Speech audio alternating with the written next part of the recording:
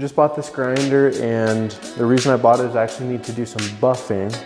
So I wanted to show you guys, I don't know if you've ever done this before, but you can actually swap out these wheels for some padded buffing wheels. And most all grinders are the same, but this one has 3 basically screws or bolts that go through here, and there's a nut on the back side. So this happens to be an 8mm.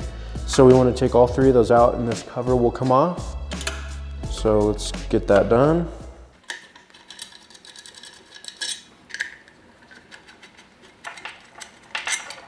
We'll set those aside as we go. And this last one actually has a wing nut on the back side. And it's flat there, there's not even a Phillips. But there's a lock washer and a washer on this one, so we'll make sure to put that back in the same spot. And your shield comes off. This side is actually regular thread.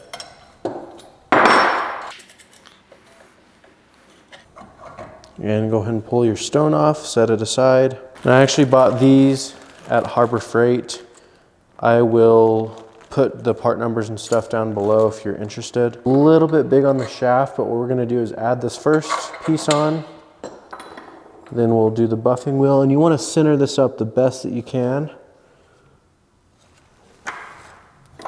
And we're gonna add the next one. Then we're gonna add our spacer here. And then we're gonna put our nut on.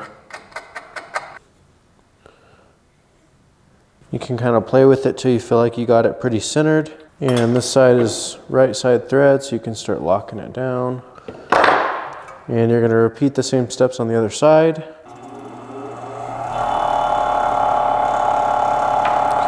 You've got yourself a buffing wheel.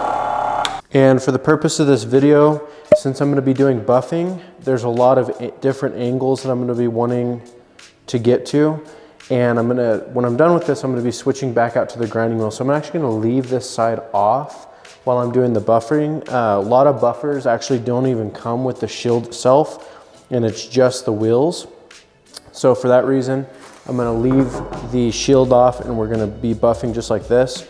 As it spins, you're obviously going to add your compound to it and things like that, and you're going to get a lot of strings that come off the sections and stuff like that. But we're basically ready to start buffing. I'm going to replace the wheel on this side with the exact same process, and then we'll be ready to go.